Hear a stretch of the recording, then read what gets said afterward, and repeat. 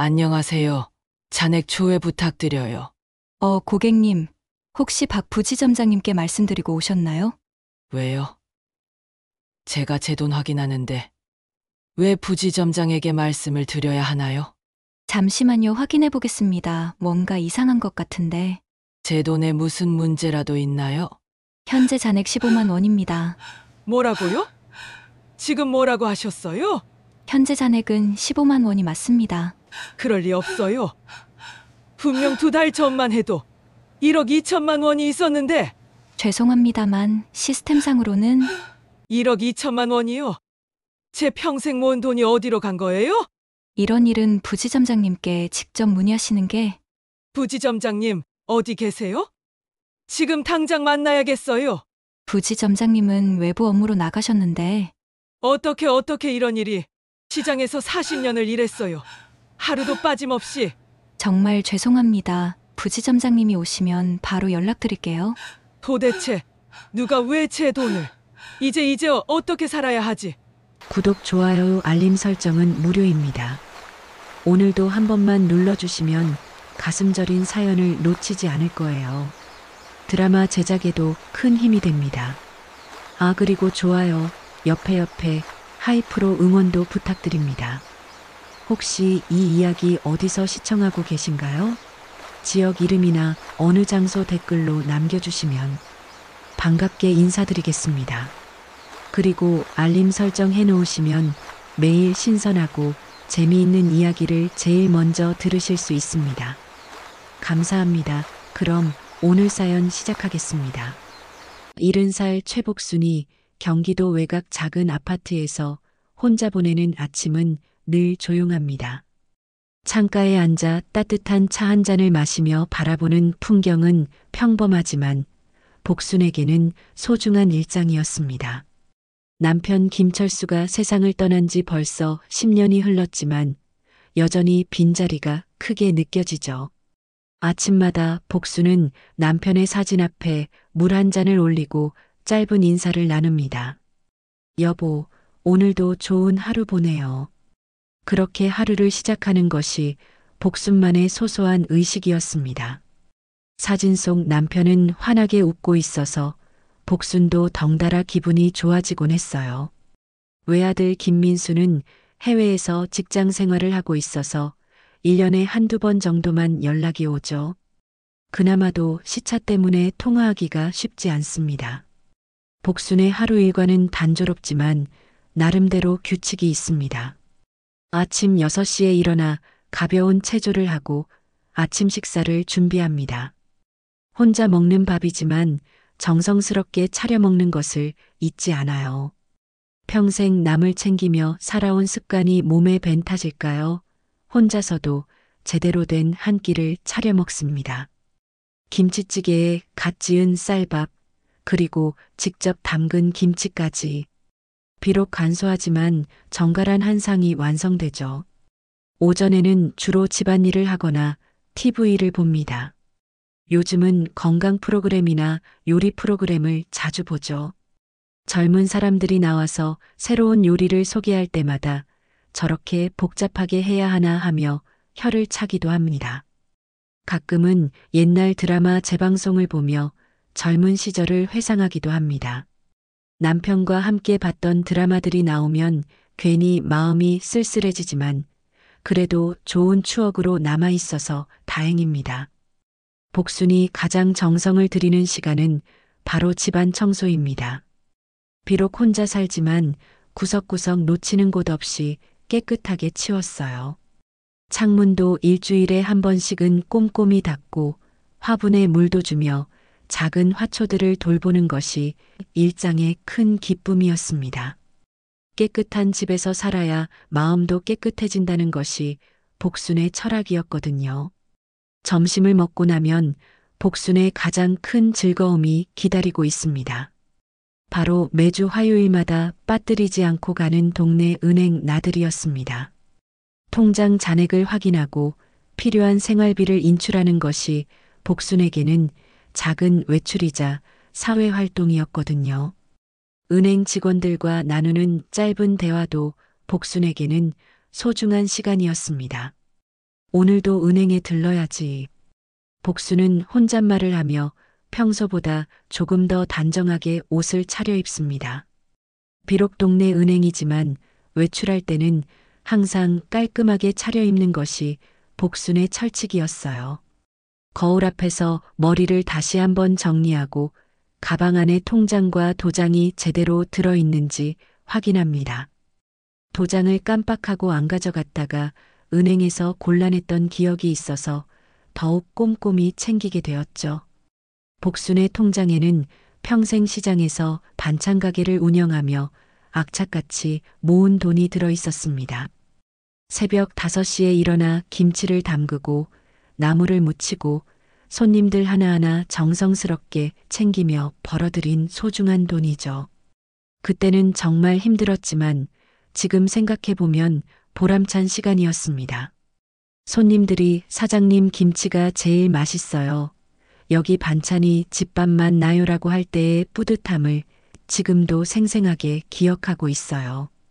특히 겨울철에는 손이 얼어서 김치 속을 버무리는 것이 얼마나 고통스러웠는지 모릅니다. 그래도 가족을 먹여 살리고 아들을 대학까지 보내야 한다는 일념으로 버텨냈었죠. 남편도 새벽부터 도매시장에 나가 신선한 재료를 사오느라 고생이 많았습니다. 부부가 합심해서 일궈낸 소중한 결실이 바로 통장 속 돈이었어요. 은퇴 후엔 매달 나오는 국민연금과 몇 년 전 해약한 보험금으로 넉넉하지는 않지만 큰 걱정 없이 살아가고 있습니다. 큰 욕심을 부리지 않으니 생활하는 데는 문제가 없었어요. 가끔 친구들과 식사를 하거나 병원비 정도만 나가니까 말이죠. 복수는 돈을 쓸 때도 항상 신중했습니다. 한 푼 한 푼이 모두 피와 땀으로 번 돈이라는 것을 누구보다 잘 알고 있었거든요. 동네 은행까지는 걸어서 10분 정도 거리입니다. 복수는 천천히 걸으며 주변 풍경을 감상합니다. 계절이 바뀔 때마다 달라지는 가로수의 모습을 보는 것도 소소한 재미 중 하나였어요. 오늘은 날씨가 특히 맑고 상쾌해서 기분이 좋습니다. 길에서 마주치는 동네 분들과 인사를 나누는 것도 복순에게는 즐거운 일상이었죠. 은행 앞에 도착하니 평소보다 사람들이 많이 보입니다. 복순과 비슷한 연배의 어르신들이 여러 분 계시네요. 오늘 무슨 특별한 날인가? 복순은 궁금해하며 은행 안으로 들어갔습니다.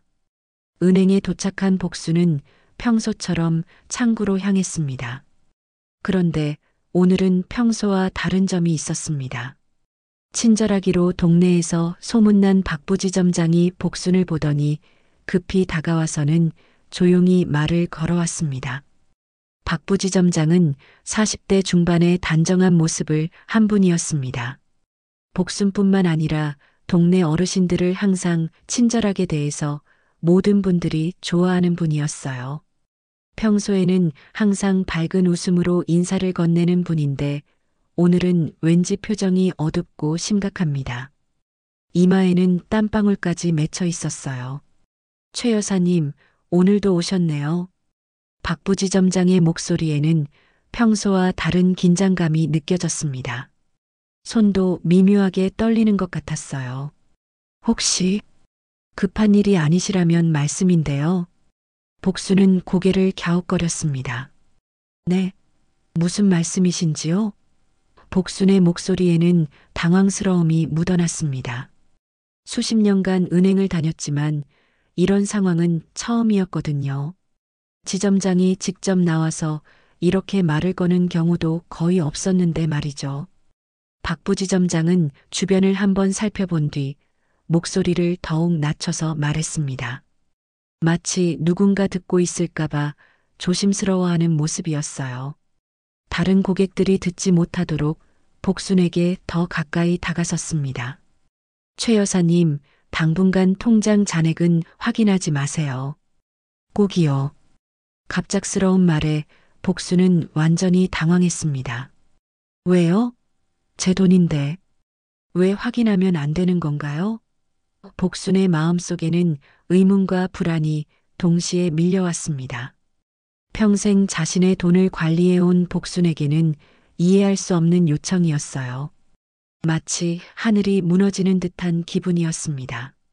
지금은 말씀드리기 어렵습니다만 박부지점장의 얼굴에는 심각함이 가득했습니다.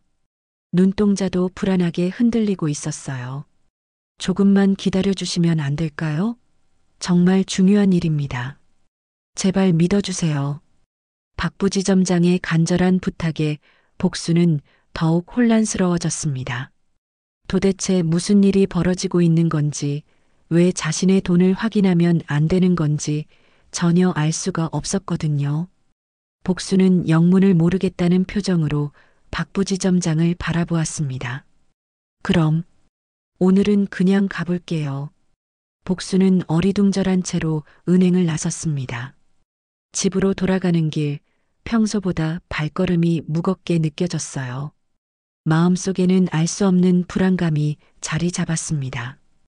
분명 뭔가 이상한 일이 벌어지고 있다는 직감이 들었거든요. 그날 저녁, 복수는 저녁 식사도 제대로 하지 못했습니다. 박부지점장의 말이 계속 머릿속을 맴돌아 식욕이 없어졌어요. 통장을 확인하지 말라는 말, 그리고 그때의 심각한 표정이 자꾸만 떠올랐습니다. 잠자리에 누워서도 잠이 오지 않았어요. 평생 성실하게 살아온 복순에게는 너무나 당황스럽고 불안한 하루였습니다. 복수는 뒤척이며 밤을 지새웠습니다. 박부지점장의 심각한 표정과 통장 잔액을 확인하지 마세요라는 말이 계속 머릿속을 맴돌았거든요. 도대체 무슨 일이 벌어지고 있는 걸까요? 평생 성실하게 살아온 복순에게는 이해할 수 없는 상황이었습니다. 침대에 누워서도 잠이 오지 않아 천장만 바라보며 시간을 보냈어요. 새벽 4시쯤 되어서야 잠깐 잠이 들었던 복수는 6시가 되기 전에 저절로 눈이 떠졌습니다. 몸이 무겁고 머리도 지끈거렸어요. 거울을 보니 눈 밑에 다크서클까지 생겼습니다. 이러면 안 되는데. 복수는 혼잣말을 하며 찬물로 세수를 했지만 마음속 불안감은 쉽게 가시지 않았어요. 평소 같으면 상쾌한 아침이었을 텐데 오늘은 온몸이 무겁게 느껴졌습니다. 아침 식사를 준비하면서도 계속 어제 일이 떠올랐습니다. 평소라면 맛있게 먹었을 김치찌개도 오늘은 입맛이 없었어요. 김치찌개에서 나는 구수한 냄새도 오늘은 왠지 시큰하게만 느껴졌습니다. 몇 숟가락 떠먹다가 그만 수저를 내려놓았어요. 이상해, 정말 이상해. 복수는 계속 중얼거렸습니다. 평생 은행을 이용하면서 이런 일은 처음이었거든요. 그때 집 전화벨이 울렸습니다. 복수는 서둘러 전화를 받았어요. 혹시 누군가 어제 일에 대해 알려줄까 싶어서 기대하는 마음도 있었습니다. 여보세요? 전화 너머로 익숙한 목소리가 들려왔습니다. 같은 아파트 2층에 사는 친구 김옥분이었어요. 복순아, 나 옥분이야. 혹시 어제 은행 갔다 왔어? 옥분의 목소리에는 평소와 다른 긴장감이 묻어 있었습니다. 마치 무슨 큰일이라도 난 것처럼 다급했어요. 복수는 가슴이 두근거리기 시작했습니다. 혹시 옥분도 비슷한 일을 겪었을까요? 응, 갔다 왔는데. 왜 그래? 복수는 조심스럽게 물어봤습니다. 옥분의 목소리 톤이 평소와 너무 달랐거든요. 너도 박부지점장이 그런 말하디? 통장 보지 말라고? 옥분의 말에 복수는 깜짝 놀랐습니다. 자신만 그런 말을 들은 게 아니었던 거죠. 이상한 일이 자신에게만 벌어진 게 아니라는 사실에 복수는 더욱 불안해졌습니다. 어머, 너도 그런 말 들었어? 복순의 목소리가 높아졌습니다. 나도 어제 그런 말 들었는데 정말 이상하더라고. 지점장이 그렇게 간절하게 부탁하는데 어떻게 해야 할지 모르겠더라. 옥분은 한숨을 길게 쉬었습니다. 전화 너머로도 옥분의 한숨 소리가 크게 들렸어요. 복순아, 사실은 말이야. 며칠 전에 몰래 잔액을 확인해 봤거든. 그런데 옥분의 목소리가 떨리기 시작했어요. 그런데 뭐? 빨리 말해봐. 복수는 불안한 마음으로 재촉했습니다. 옥분의 말투를 보니 분명 좋지 않은 일이 벌어졌을 것 같았어요. 잔액이 이상하게 줄어 있더라고. 분명히 지난달까지만 해도 800만 원이 있었는데 갑자기 200만 원밖에 남아있지 않았어. 옥분의 말에 복수는 온몸에 소름이 돋았습니다. 600만 원이나 사라졌다는 게 말이 되나요? 뭐라고? 600만 원이나 사라졌다고? 복수는 믿을 수 없다는 표정으로 말했습니다. 그럼 바로 경찰서에 신고했어? 이건 사기 아니야? 그게 박 부지점장이 며칠만 기다리라고 하더라고. 곧 해결해 준다면서 말이야. 그래서 일주일째 기다리고 있는데 아직 아무 소식이 없어. 옥분의 목소리에는 걱정과 불안이 가득했습니다. 근데 복수나, 너 혹시 최근에 잔액 확인해 봤어? 복수는 순간 머리가 하얘졌습니다. 어제 박 부지점장이 그렇게 간절하게 부탁했던 이유가 이것 때문이었을까요? 자신의 돈도 사라져 있을까봐 미리 확인하지 못하게 막은 건 아닐까요? 아니, 어제 확인하려고 했는데 박 부지점장이 말리더라고. 그렇게 간절하게 부탁하는데 어떻게 확인하겠어? 그럼 한번 확인해봐. 혹시 모르잖아. 우리 아파트에 사는 박 할머니도 비슷한 일을 당하셨대. 옥분이 말했습니다. 이게 나만 당한 일이 아니라는 거야. 전화를 끊고 나서 복수는 한동안 멍하니 앉아 있었습니다. 옥분의 말이 사실이라면 자신의 돈도 사라졌을 가능성이 높았어요. 혹시 은행에 무슨 문제가 있는 건 아닐까 하는 불안이 점점 커져갔습니다. 평생 믿고 맡겨두었던 은행에서 이런 일이 벌어질 수 있을까요? 복수는 집안을 서성거리며 고민에 빠졌습니다. 박 부지점장의 부탁을 어길까 말까? 하지만 자신의 돈이니까 확인할 권리가 있지 않을까요? 평생 모은 소중한 돈이 사라졌을지도 모른다는 생각에 가슴이 답답해졌습니다. 시장에서 새벽부터 저녁까지 일하며 한 푼 두 푼 모은 돈인데 그 돈이 없어진다면 앞으로 어떻게 살아가야 할까요? 점심때가 되어서도 복수는 제대로 식사를 하지 못했습니다. 계속 옥분의 말이 머릿속을 맴돌았거든요. 600만 원이 사라졌다고? 복수는 혼잣말을 반복했습니다. 만약 자신의 돈도 그렇게 사라졌다면 어떻게 해야 할까요? 매달 나오는 국민연금만으로는 생활비도 부족할 텐데 말이에요. 오후가 되자 복수는 더 이상 참을 수 없었습니다. 박 부지점장의 부탁이 있었지만 자신의 돈 상황을 모르고 있을 수는 없었어요. 혹시 정말 돈이 사라져 있다면 하루라도 빨리 알아야 대처할 수 있지 않을까요? 그래, 가서 확인해 보자. 복수는 결심을 굳혔습니다. 복수는 서둘러 옷을 갈아입고 은행으로 향했습니다. 평소보다 빠른 걸음으로 걸어가면서도 마음은 불안하기만 했어요. 과연 자신의 돈은 안전할까요? 옥분처럼 돈이 사라져 있지는 않을까요? 걸어가는 내내 가슴이 두근거렸습니다. 은행에 도착한 복수는 주변을 둘러봤습니다. 다행히 박 부지점장은 보이지 않았어요. 혹시 박 부지점장이 있으면 또 말릴까봐 걱정했는데 다행이었습니다. 복수는 가슴을 진정시키며 창구로 향했습니다. 창구에는 20대 후반쯤으로 보이는 젊은 여직원이 앉아 있었습니다. 안녕하세요. 잔액 조회 부탁드려요. 복수는 떨리는 목소리로 말했습니다. 통장과 도장을 건네면서도 손이 덜덜 떨렸어요. 젊은 직원은 복순을 보더니 잠시 머뭇거렸습니다. 고객님, 혹시 박 부지점장님께 말씀드리고 오셨나요? 직원의 말에 복수는 더욱 불안해졌습니다. 왜 잔액 조회를 하는데 부지점장에게 말씀을 드려야 하는 거죠? 왜요? 제가 제 돈 확인하는데 왜 부지점장에게 말씀을 드려야 하나요? 복순의 목소리에는 의심과 불안이 섞여 있었습니다. 이상한 일들이 계속 벌어지고 있었어요. 젊은 직원은 당황한 표정을 지으며 잠시 옆에 있던 나이든 직원과 뭔가를 속삭였습니다. 두 직원이 서로 눈빛을 주고받으며 무슨 말인가를 나누는 모습을 보니 더욱 불안해졌어요. 그리고는 기계적으로 말했습니다. 현재 잔액 15만 원입니다. 순간 복순의 심장이 철렁 내려앉았습니다.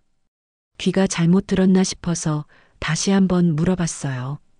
뭐라고요? 지금 뭐라고 하셨다고요?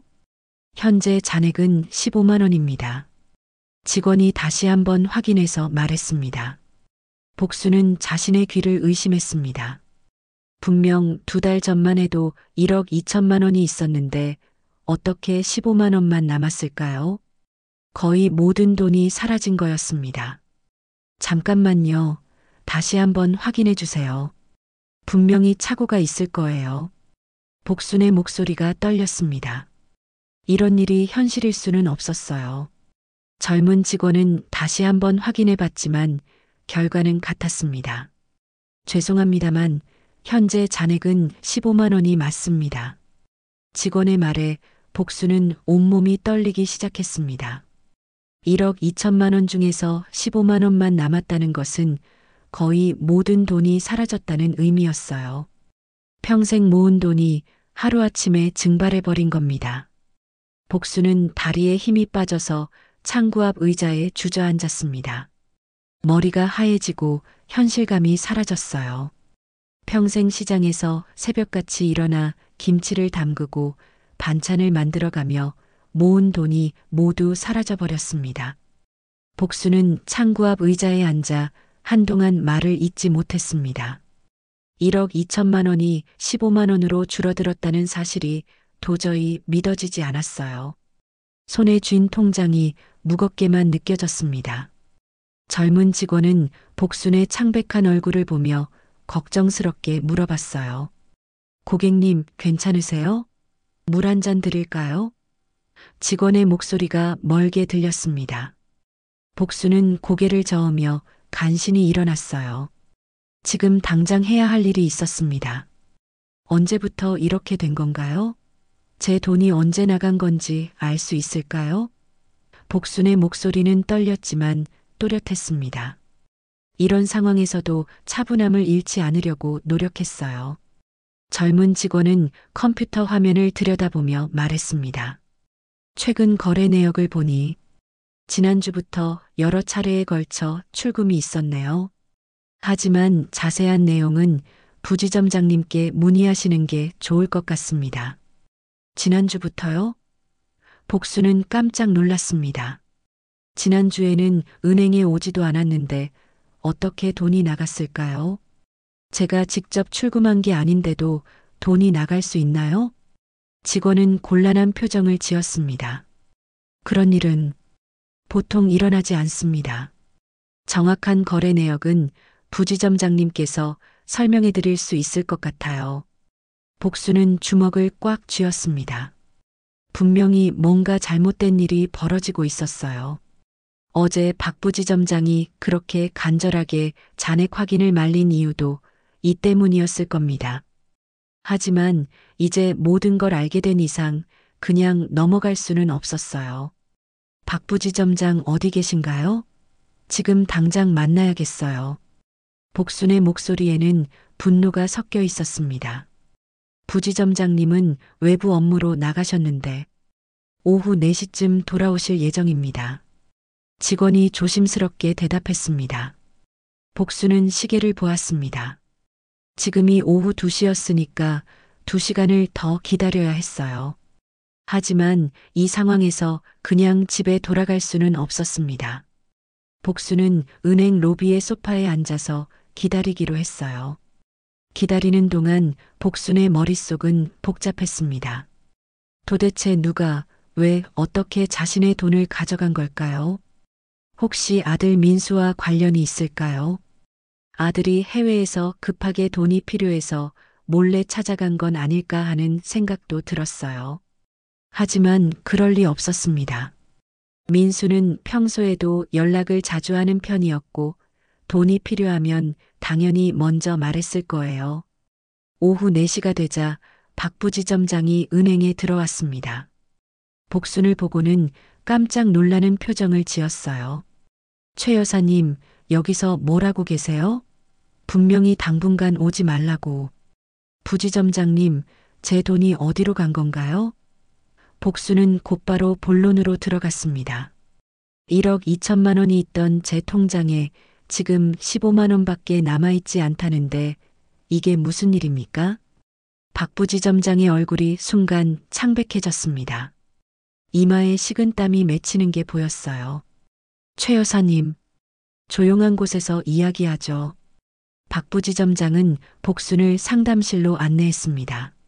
상담실 문을 닫자마자 박 부지점장이 말했습니다. 최 여사님, 제가 말씀드린 대로 잔액 확인을 하지 말라고 했잖아요. 왜 확인하신 거예요? 제 돈인데 왜 확인하면 안 되나요? 그리고 제 돈이 어디로 간 건지 지금 당장 설명해 주세요. 복순의 목소리가 점점 높아졌습니다. 박 부지점장은 한동안 말을 못하고 있다가 조심스럽게 입을 열었습니다. 사실은 지금 은행 내부에서 문제가 생겼습니다. 몇몇 고객분들의 계좌에서 이상한 출금이 발견되었어요. 이상한 출금이요? 복수는 되물었습니다. 네, 고객분이 직접 출금하신 게 아닌데도 돈이 나간 경우들이 있습니다. 지금 저희가 원인을 조사하고 있는 중이에요. 박 부지점장의 목소리가 떨렸습니다. 복수는 가슴이 답답해졌습니다. 그럼 제 돈도 그렇게 누군가가 가져간 거라는 말씀이세요? 누가 가져간 건가요? 아직 정확한 원인은 파악하지 못했습니다만 박 부지점장이 말을 멈췄습니다. 뭔가를 숨기고 있는 것 같았어요. 부지점장님, 솔직하게 말씀해 주세요. 도대체 무슨 일이 벌어진 건가요? 복수는 간절하게 물어봤습니다. 박 부지점장은 깊은 한숨을 쉬었습니다. 최 여사님, 혹시 최근에 아드님과 연락하셨나요? 민수요? 왜 갑자기 민수 이야기를 하시는 거죠? 복수는 의아해했습니다. 최근 거래 내역을 보니까 아드님 명의로 된 송금 신청서가 있더라고요. 박 부지점장의 말에 복수는 깜짝 놀랐습니다. 뭐라고요? 민수가 제 돈을 가져갔다는 말씀이세요? 복순의 목소리가 떨렸습니다. 아들이 자신의 허락도 없이 돈을 가져갔다는 게 믿어지지 않았어요. 송금 신청서에는 분명히 아드님의 서명과 인감이 찍혀 있습니다. 그래서 저희도 정상적인 거래로 처리했고요. 박 부지점장이 조심스럽게 설명했습니다. 복수는 머리가 어지러웠습니다. 아들 민수가 정말 자신의 돈을 몰래 가져간 걸까요? 하지만 그럴 리 없었어요. 민수는 어려서부터 정직한 아이였고 지금도 해외에서 안정적인 직장 생활을 하고 있었으니까요. 송금 신청서를 보여주세요. 복순이 말했습니다. 박 부지점장은 서류함에서 몇 장의 종이를 꺼내서 복순에게 보여줬습니다. 거기에는 분명히 아들 민수의 이름과 서명이 적혀 있었어요. 하지만 뭔가 이상했습니다. 이 서명, 민수 것이 맞나요? 복수는 서명을 자세히 들여다봤습니다. 비슷해 보이긴 하지만 평소 민수의 서명과는 미묘하게 달랐어요. 서명 감정을 받아보지 않으면 정확히 알기 어렵습니다만 박 부지점장도 확신하지 못하는 것 같았습니다. 복수는 갑자기 한 가지 사실이 떠올랐습니다. 부지점장님, 민수는 지금 해외에 있어요. 어떻게 직접 와서 송금 신청을 할 수 있죠? 박 부지점장은 당황한 표정을 지었습니다. 그건 대리인이 와서 처리했을 수도. 대리인이요? 누가 대리인으로 온 건가요? 복수는 계속 추궁했습니다. 박 부지점장은 더 이상 대답하지 못했습니다. 분명히 뭔가를 숨기고 있었어요. 복수는 이 상황이 단순한 실수가 아니라는 것을 깨달았습니다. 누군가 고의로 자신의 돈을 가져간 것이었어요. 부지점장님, 이건 명백한 사기 아닌가요? 지금 당장 경찰에 신고해야겠어요. 복순이 일어서며 말했습니다. 최 여사님, 잠깐만요. 박 부지점장이 급하게 말렸습니다. 아직 확실하지 않은 상황에서 성급하게 행동하시면 안 됩니다. 저희가 조사해서 해결해 드리겠습니다. 언제까지요? 이미 며칠째 이런 상황이 계속되고 있잖아요. 복순의 목소리에는 분노와 절망이 섞여 있었습니다. 박 부지점장은 고개를 숙였습니다. 일주일만 더 기다려주세요. 반드시 해결해 드리겠습니다. 복수는 더 이상 참을 수 없었습니다. 평생 모은 소중한 돈이 사라졌는데 계속 기다리라고만 하니 화가 났어요. 하지만 지금 당장 할 수 있는 일은 많지 않았습니다. 복수는 은행을 나서면서도 분노가 가라앉지 않았습니다. 박 부지점장의 애매한 대답들이 계속 머릿속을 맴돌았어요. 분명히 뭔가를 숨기고 있다는 확신이 들었습니다. 집으로 돌아가는 길에 복수는 먼저 해야 할 일이 있다는 생각이 들었어요. 바로 아들 민수에게 연락하는 것이었습니다. 집에 도착하자마자 복수는 서둘러 국제전화를 걸었습니다. 시차 때문에 민수가 잠들어 있을 시간이었지만 이런 급한 상황에서는 어쩔 수 없었어요. 전화벨이 몇 번 울린 후 민수의 목소리가 들려왔습니다. 엄마, 이 시간에 무슨 일이세요? 민수의 목소리는 잠에서 깬 듯 어눌했습니다. 민수야, 미안해. 급한 일이 있어서 전화했어. 복순의 목소리가 떨렸습니다. 혹시 최근에 엄마 돈 필요해서 가져간 일 있어? 엄마 돈이요? 무슨 말씀이세요? 민수는 완전히 잠이 깨는 것 같았습니다. 저는 엄마 돈 건드린 적 없는데요. 왜 갑자기 그런 말씀을 하세요? 복수는 안도의 한숨을 쉬었습니다. 역시 민수가 돈을 가져간 게 아니었어요. 그럼 내 이름으로 송금 신청서를 낸 적도 없고? 송금 신청서요? 엄마, 도대체 무슨 일인지 자세히 설명해 주세요. 민수의 목소리에 걱정이 묻어났습니다. 복수는 지난 이틀간 벌어진 모든 일을 민수에게 자세히 설명했습니다. 박 부지점장이 잔액 확인을 말린 일부터 시작해서 1억 2천만 원이 15만 원으로 줄어든 사실까지 모든 것을 말했어요. 뭐라고요? 1억 2천만 원이 사라졌다고요? 민수의 목소리가 높아졌습니다. 엄마, 지금 당장 경찰서에 신고하세요. 은행에서는 조사 중이라고 하면서 일주일만 더 기다리라고 하는데. 복순이 말했습니다. 엄마, 그건 말이 안 돼요. 이건 명백한 금융 사기예요. 더 이상 기다리시면 안 됩니다. 민수는 단호하게 말했습니다. 제가 지금 당장 한국으로 가는 항공편을 알아볼게요. 아니야, 내가 올 필요까지는. 복순이 말했지만 민수는 이미 결심한 것 같았습니다. 엄마, 이런 큰일을 혼자서 해결하시려고 하지 마세요. 제가 도와드릴게요. 민수의 목소리에는 결의가 담겨 있었습니다. 전화를 끊고 나서 복수는 조금 마음이 놓였습니다. 적어도 아들이 자신의 편에서 도와준다는 사실이 든든했어요. 하지만 여전히 해결해야 할 문제가 산더미처럼 남아 있었습니다. 그때 현관 초인종이 울렸습니다. 복순이 문을 열어보니 옥분이 서 있었어요. 옥분의 얼굴은 창백했고 눈가는 빨갛게 부어 있었습니다. 복순아, 큰일 났어. 옥분이 복순의 손을 잡으며 말했습니다. 방금 은행에서 연락이 왔는데 내 돈도 더 줄어들었어. 200만 원도 다 사라지고 지금 5만 원밖에 안 남았다고 해. 복수는 깜짝 놀랐습니다. 뭐라고? 어제까지만 해도 200만 원 있다고 했잖아. 그게 다야. 하루 사이에 또 150만 원이 사라진 거지. 옥분이 울먹이며 말했습니다. 이러다가 정말 한 푼도 안 남을 것 같아. 두 사람은 거실에 앉아서 이야기를 나눴습니다. 옥분의 상황도 복순과 거의 비슷했어요. 박 부지점장이 잔액 확인을 말렸고 나중에 확인해 보니 돈이 대부분 사라져 있었던 것입니다. 옥분아, 우리 같은 피해자가 또 있을까? 복순이 물어봤습니다. 그게 말이야, 아까 마트에서 김할머니를 만났는데 그분도 비슷한 일을 당하셨다더라고. 옥분이 대답했습니다.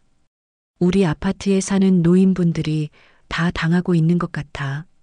복수는 등골이 오싹해졌습니다. 이것은 개별적인 사건이 아니라 조직적인 범죄일 가능성이 높았어요. 그럼 우리가 뭉쳐서 대응해야겠어. 그래, 혼자서는 힘들어. 같이 경찰서에 가자. 옥분이 제안했습니다. 다음 날 아침 복순과 옥분은 함께 경찰서로 향했습니다. 가는 길에 같은 아파트에 사는 김할머니도 합류했어요. 김할머니 역시 비슷한 피해를 당하신 분이었습니다. 제가 확인해 보니 800만 원이 있던 제 통장에 지금 3만 원밖에 안 남아 있더라고요. 김할머니가 말했습니다. 이게 정말 말이 됩니까? 경찰서에 도착해서 사건을 신고했습니다. 담당 경찰관은 복순의 이야기를 듣더니 심각한 표정을 지었어요. 최근에 이런 유형의 사건이 여러 건 신고되고 있습니다. 경찰관이 말했습니다. 주로 60세 이상 고령자분들이 피해를 당하고 계시고 모두 같은 지역 은행을 이용하시는 분들이에요. 그럼 우리만 당한 게 아니라는 말씀이세요? 복순이 물어봤습니다. 네, 이미 수십 명의 피해자가 신고를 하셨습니다. 경찰관의 말에 복순은 충격을 받았습니다. 저희도 이 사건을 중요하게 보고 수사를 진행하고 있습니다. 경찰관은 복순에게 자세한 피해 내용을 진술하라고 했습니다. 복순은 처음 박 부지점장이 잔액 확인을 말린 일부터 시작해서 아들 명의로 된 송금 신청서까지 모든 것을 상세히 설명했어요. 송금 신청서에 아드님의 서명이 있다고 하셨죠? 경찰관이 확인했습니다. 네, 하지만 제 아들은 지금 해외에 있어서 직접 올 수 없는 상황이에요. 그리고 서명도 조금 이상해 보였고요. 복순이 답했습니다. 그럼 누군가 아드님의 신원을 도용했을 가능성이 높네요. 경찰관이 메모하며 말했습니다. 이런 경우 보통 내부자의 도움이 있어야 가능합니다.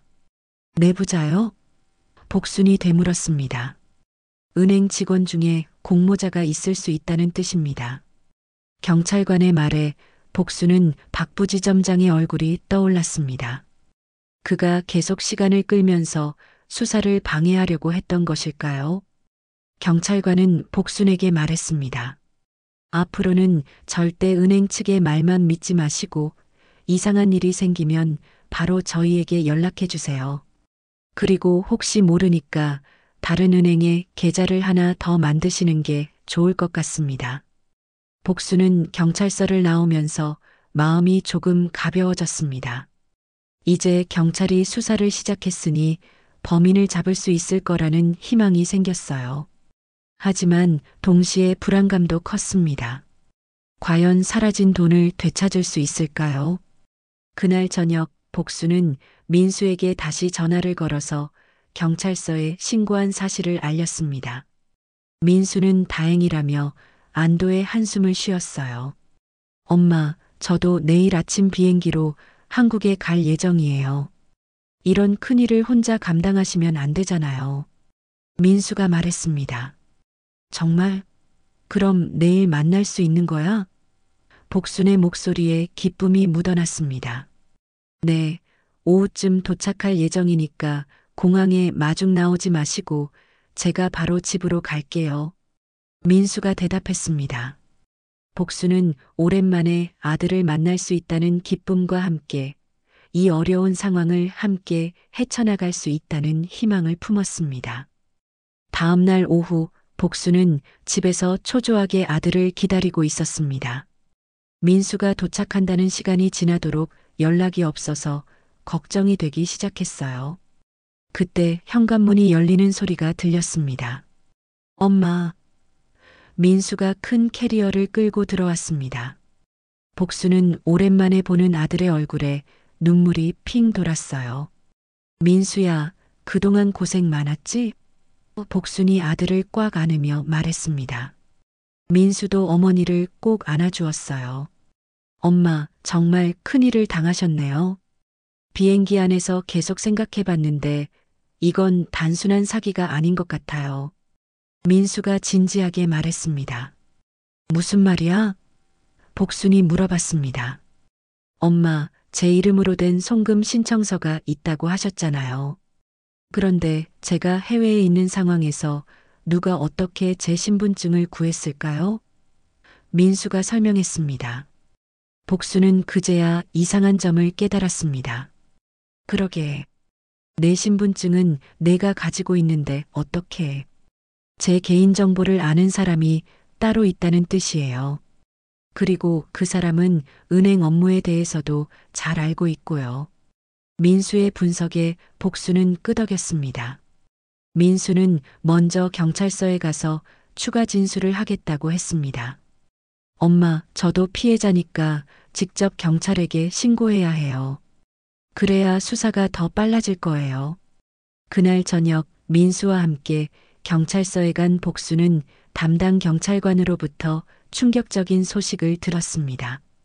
어제 신고 접수하신 후에 저희가 조사해 본 결과 이번 사건은 생각보다 규모가 큽니다. 경찰관이 심각한 표정으로 말했습니다.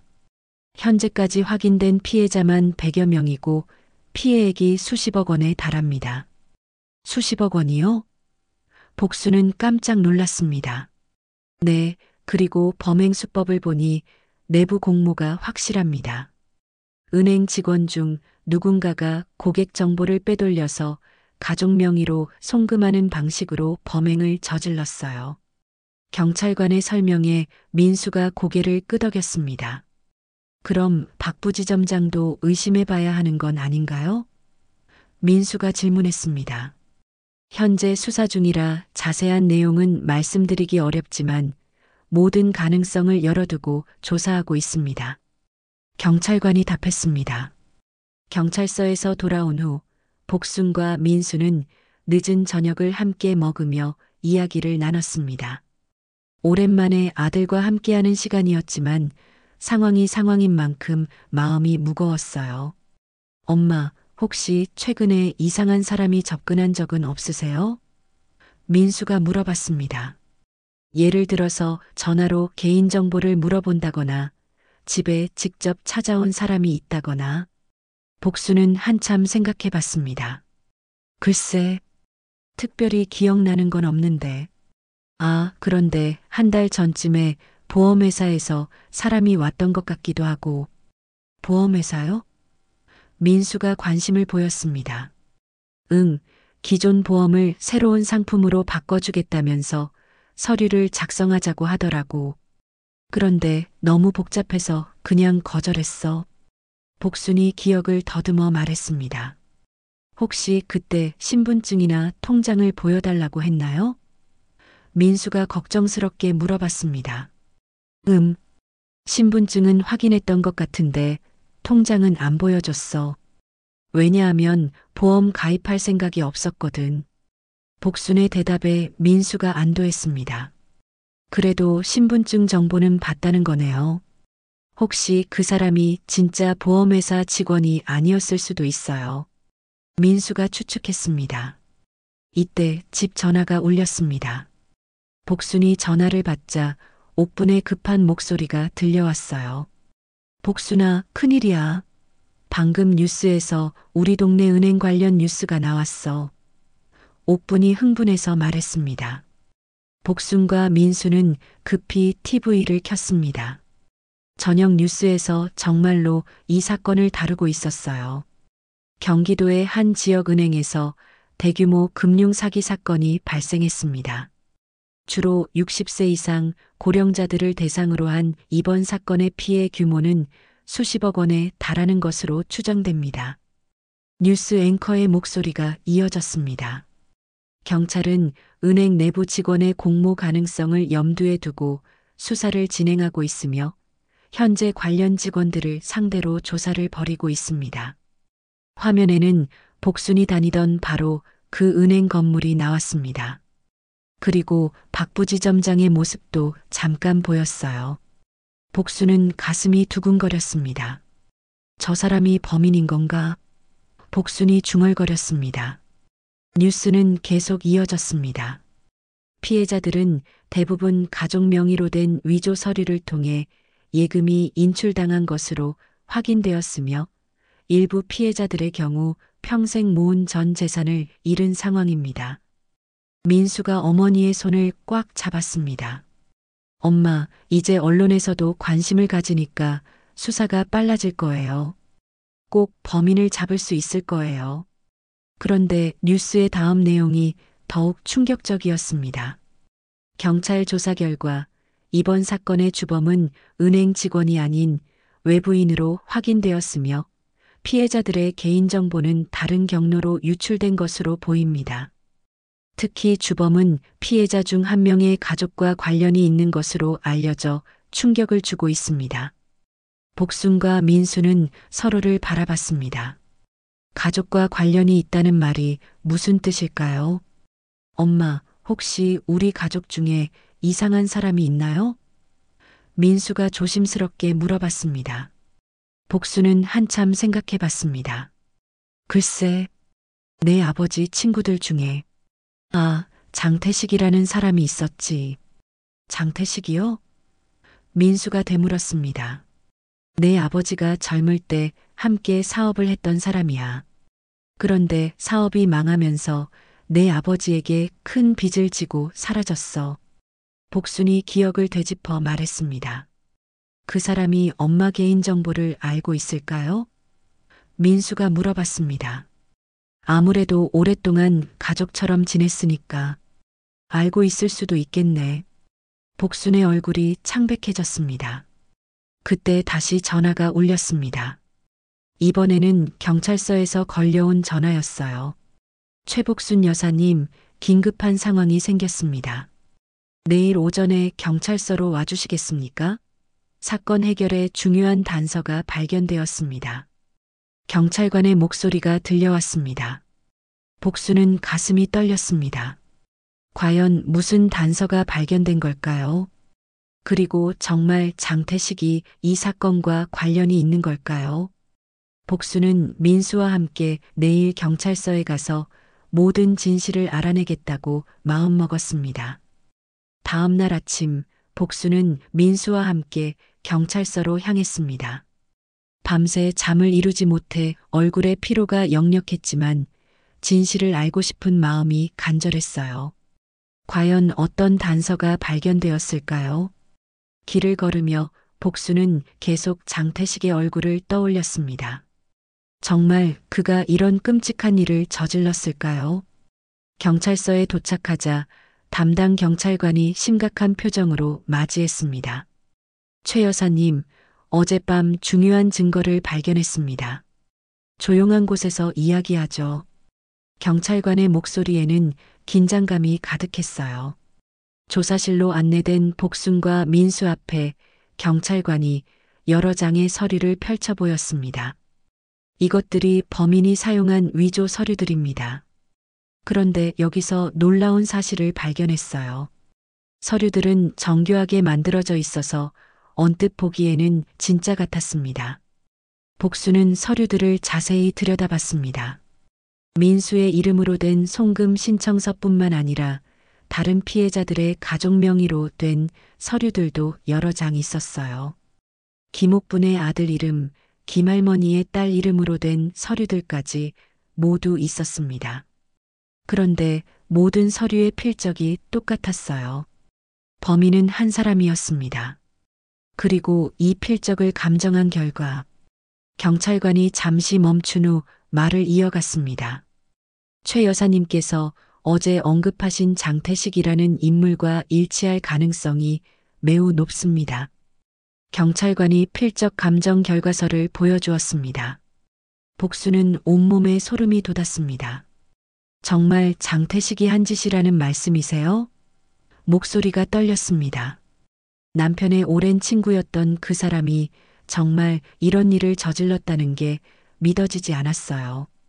어젯밤 장태식의 주거지를 급습했는데 그곳에서 피해자들의 개인정보가 담긴 파일들을 발견했습니다.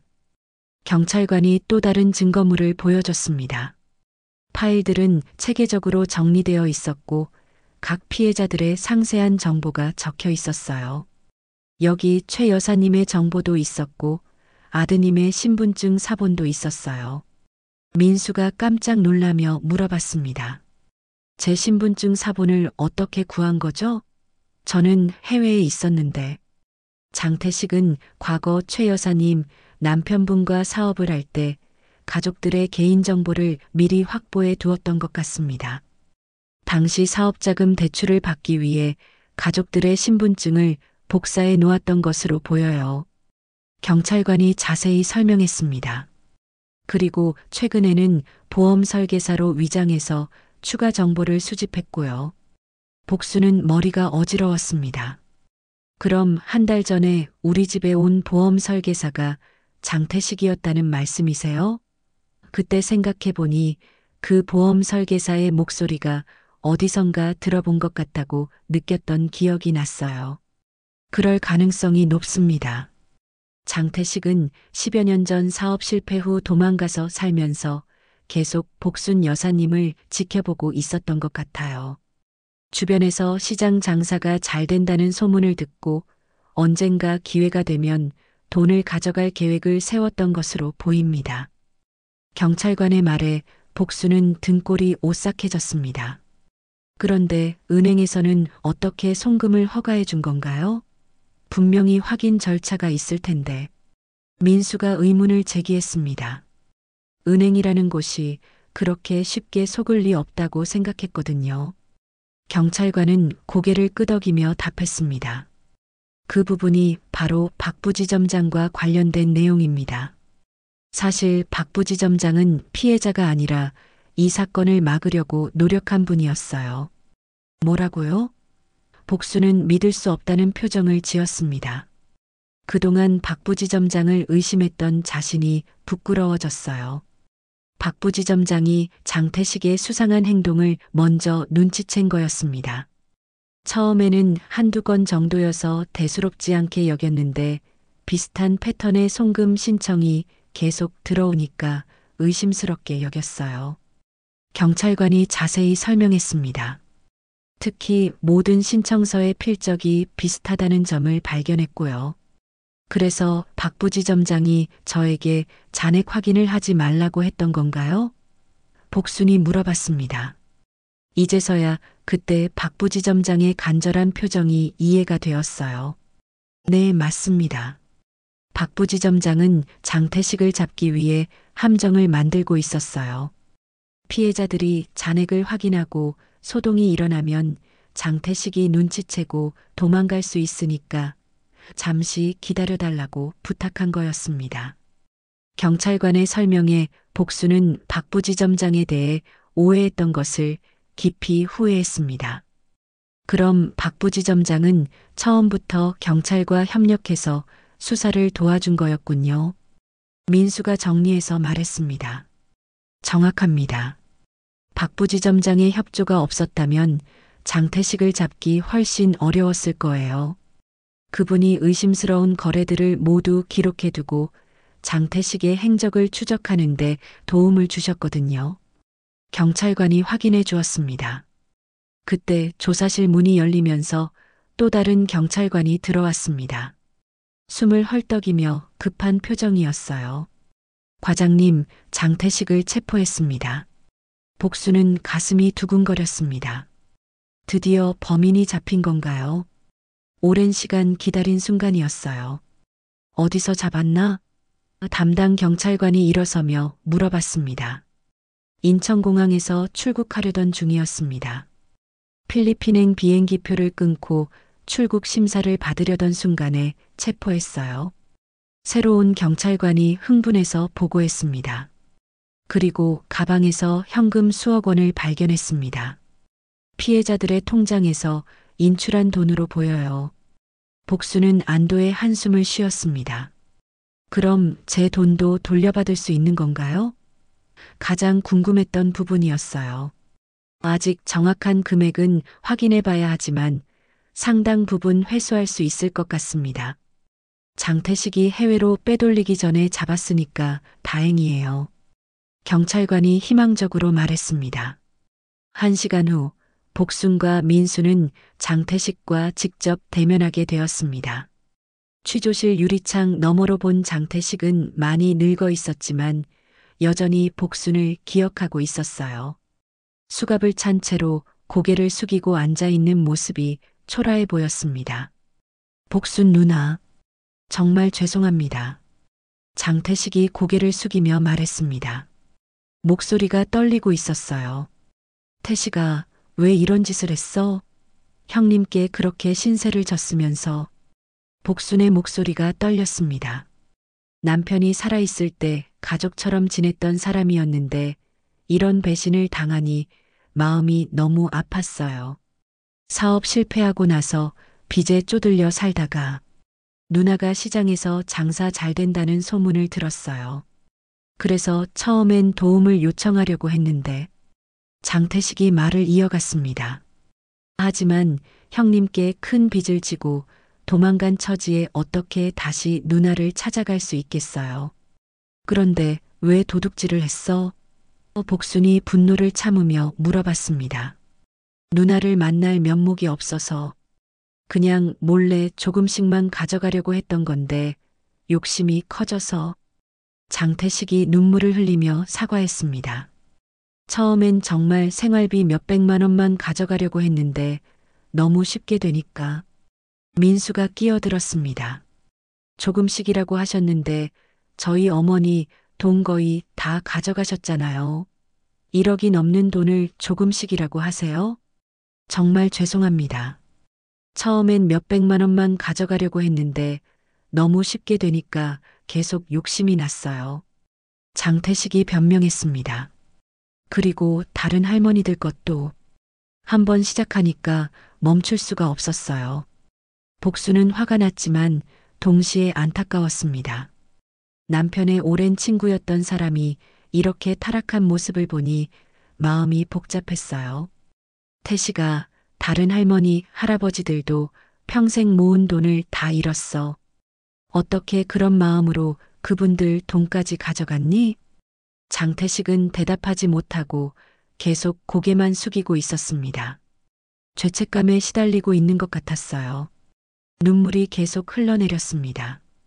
복수는 장태식을 바라보며 복잡한 감정에 휩싸였습니다. 분노와 실망, 그리고 묘한 안타까움이 뒤섞여 있었어요.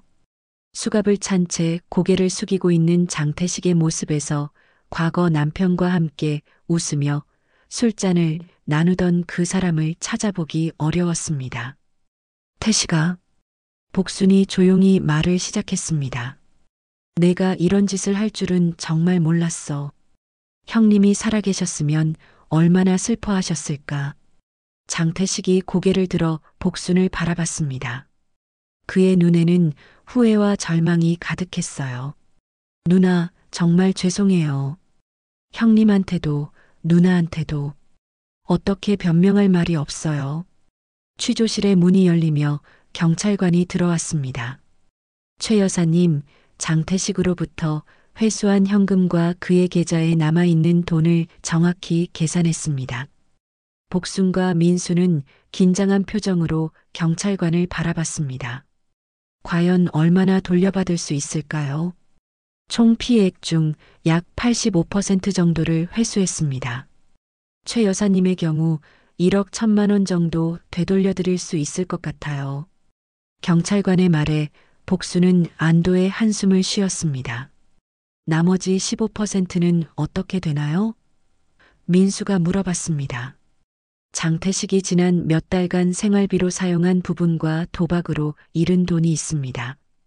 하지만 그의 남은 재산을 모두 압류해서 추가로 보상하도록 하겠습니다.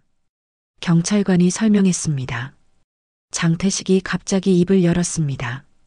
누나, 제가 가진 것 다 드릴게요. 집도 팔고 가진 거 다 팔아서라도 누나들한테 피해 보상해 드릴게요. 이제 와서 그런 말이 무슨 소용이야. 복순이 쓴웃음을 지으며 말했습니다. 내가 가진 게 얼마나 된다고. 경찰관이 끼어들었습니다. 장태식의 아파트와 자동차를 매각하면 추가로 1,000만 원 정도 더 확보할 수 있을 것 같습니다. 복수는 고개를 끄덕였습니다. 비록 전액을 되돌려받지는 못하지만 대부분의 돈을 찾을 수 있다는 것만으로도 다행이었어요. 무엇보다 범인이 잡혔다는 사실이 가장 중요했습니다. 그때 장태식이 다시 말을 꺼냈습니다. 누나, 사실 제가 고백할 게 하나 더 있어요. 복순과 민수, 그리고 경찰관 모두가 장태식을 주목했습니다. 또 다른 숨겨진 사실이 있다는 건가요? 박부지점장님이 처음에는 제 범행을 눈치채지 못했어요. 제가 워낙 교묘하게 했거든요. 장태식이 떨리는 목소리로 말했습니다. 그럼 언제부터 눈치챈 거야? 복순이 물어봤습니다. 누나가 처음으로 은행에 와서 박부지점장님께 잔액 확인을 말린 그 다음 날이었어요. 박부지점장님이 의심스럽다며 저를 은행으로 불렀거든요. 장태식이 계속 설명했습니다. 경찰관이 관심을 보였습니다. 그때 무슨 일이 있었나요? 박부지점장님이 제게 직접 물어보셨어요. 왜 이렇게 많은 고객들의 가족 명의로 송금 신청을 하는지 말이에요. 그때 저는 거짓말로 둘러댔지만 박부지점장님은 이미 다 눈치채신 것 같았어요. 장태식의 고백에 모든 사람이 집중했습니다. 그래서 박부지점장님이 경찰에 신고한 건가요? 민수가 물어봤습니다. 아니에요. 박부지점장님은 저한테 마지막 기회를 주시려고 했어요. 장태식이 눈물을 흘리며 말했습니다. 가져간 돈을 모두 되돌려 놓으면 이 일을 덮어주겠다고 하셨어요. 복수는 깜짝 놀랐습니다. 정말? 그럼 왜 돈을 돌려놓지 않았어? 그때까지만 해도 저는 제가 완전 범죄를 저질렀다고 생각했거든요. 그래서 박부지점장님의 제안을 거절했어요. 장태식이 후회하는 표정으로 말했습니다. 만약 그때 박부지점장님 말을 들었다면 경찰관이 정리했습니다. 그래서 박부지점장님이 우리에게 신고하신 거군요. 장태식 씨가 자수할 기회를 거부했으니까요. 박부지점장님은 마지막까지도 저를 믿어주시려고 했어요. 정말 좋은 분이세요. 장태식이 진심으로 말했습니다. 제가 너무 욕심이 많았어요. 복수는 박부지점장에 대한 미안함이 더욱 커졌습니다. 그분은 처음부터 끝까지 올바른 일을 하려고 노력했는데 자신은 의심의 눈초리로만 바라봤으니까요.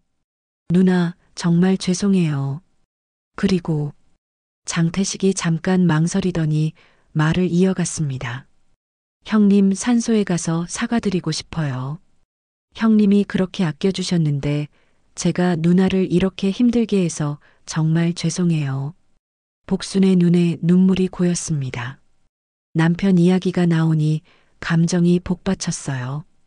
형님이 살아계셨으면 내가 이런 짓 하도록 내버려 두지 않으셨을 거야. 알아요. 그래서 더 죄송해요. 장태식이 고개를 떨구며 말했습니다. 경찰관이 복순에게 말했습니다. 이제 모든 수사가 마무리되었고 장태식은 사기죄로 기소될 예정입니다. 피해 보상도 차질 없이 진행될 거예요.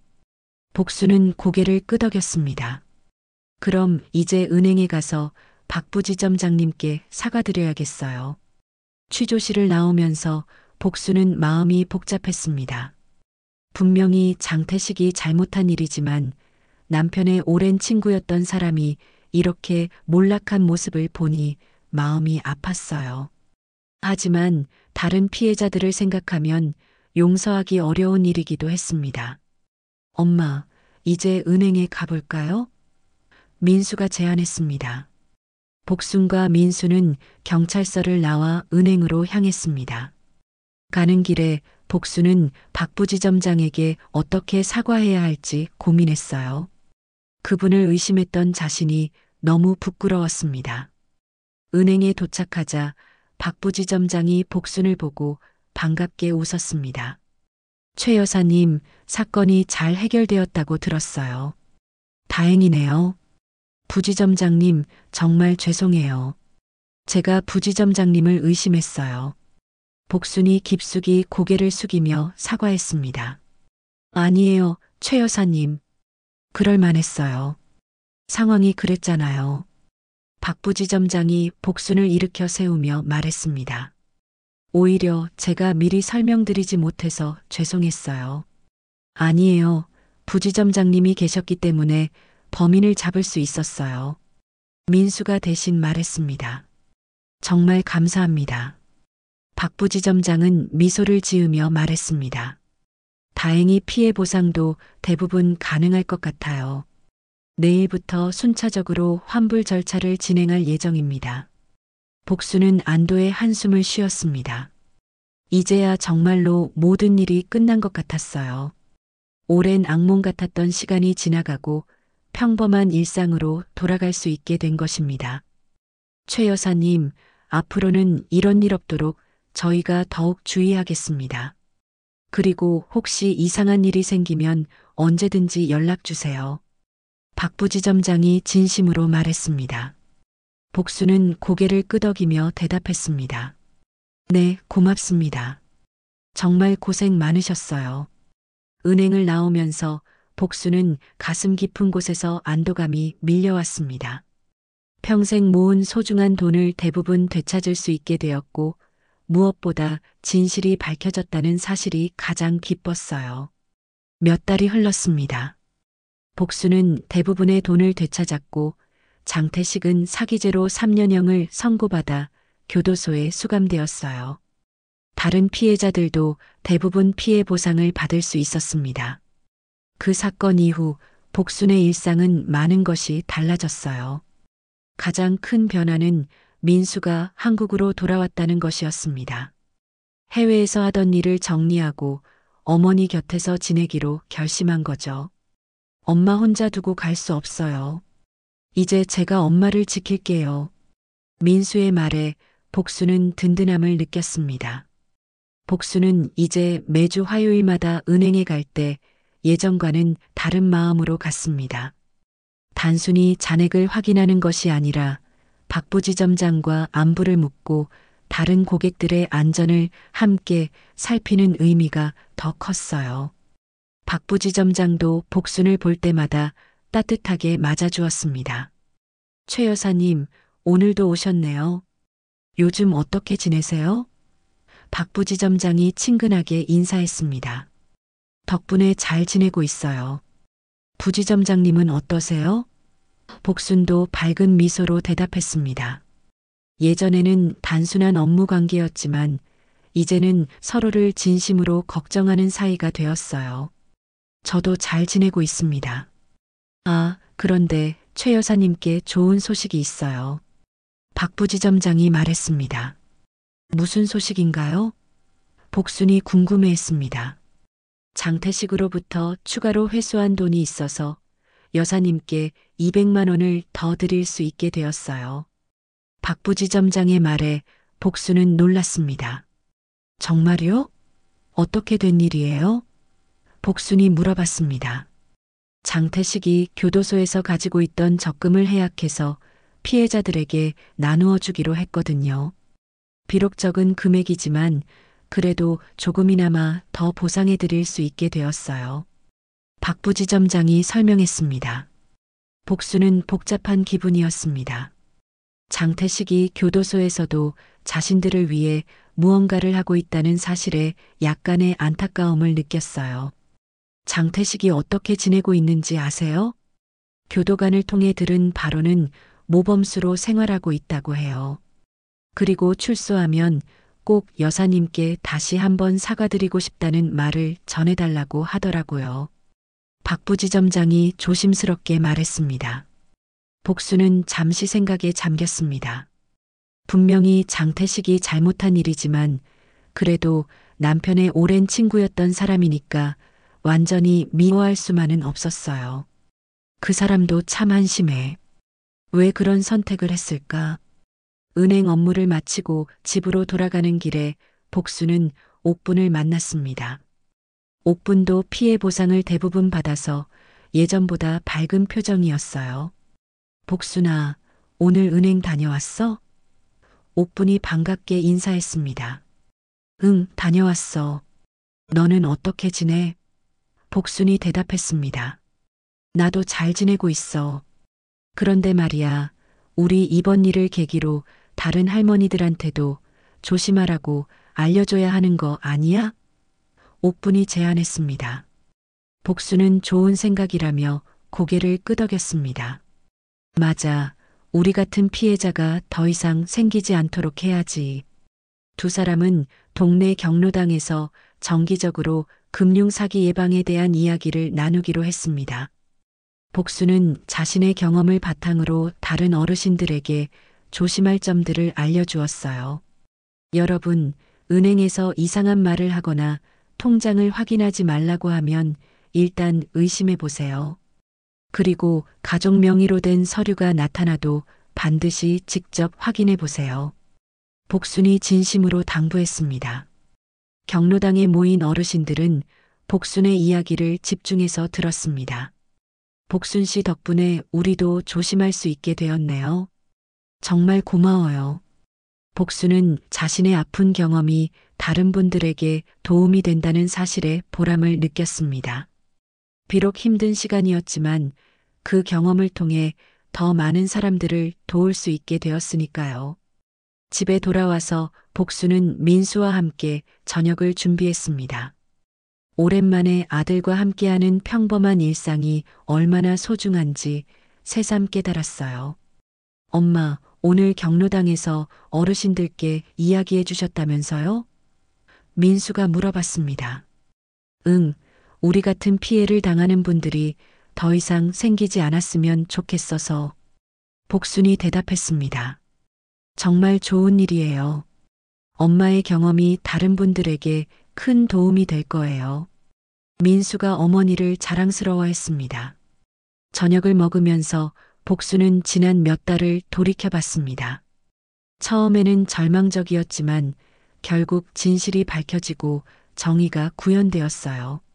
무엇보다 이 과정에서 자신을 진심으로 도와준 사람들이 있다는 것을 깨달았습니다.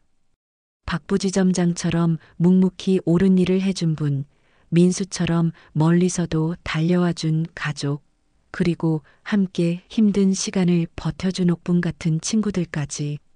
복수는 주변 사람들의 소중함을 새삼 느꼈어요. 민수야, 엄마가 이번 일을 겪으면서 느낀 게 있어. 복순이 진지하게 말했습니다. 무엇인가요? 민수가 관심을 보였습니다. 돈보다 중요한 건 나를 믿어줄 사람이 있다는 거더라고. 박 부지점장님이 끝까지 우리를 도와주시고 내가 달려와주고 옥분이도 함께해줘서 이겨낼 수 있었어. 복순이 감회 깊게 말했습니다. 민수는 어머니의 손을 잡으며 말했습니다. 엄마, 저는 앞으로도 계속 엄마 곁에 있을 거예요. 이제 엄마 혼자 두지 않을게요. 복수는 따뜻한 미소를 지었습니다. 비록 힘든 일을 겪었지만 결과적으로는 가족의 소중함을 다시 깨닫고 새로운 사람들과의 인연도 만들 수 있었어요.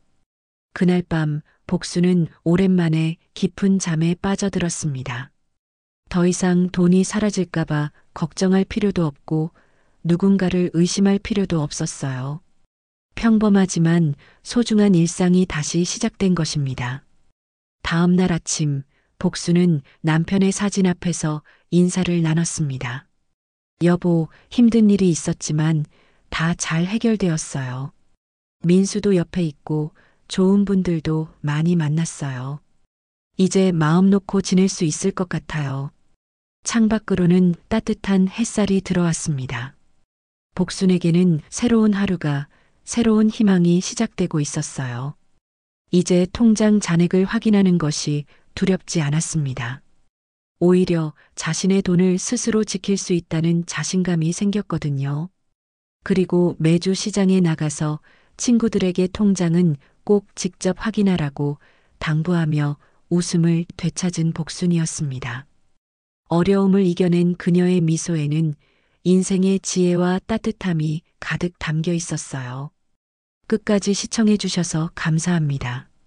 지금까지 이 이야기 어디서 시청하고 계셨나요? 지역 이름이나 어느 장소 댓글로 달아주시면 감사한 마음으로 꼭 반갑게 답글로 인사드리겠습니다.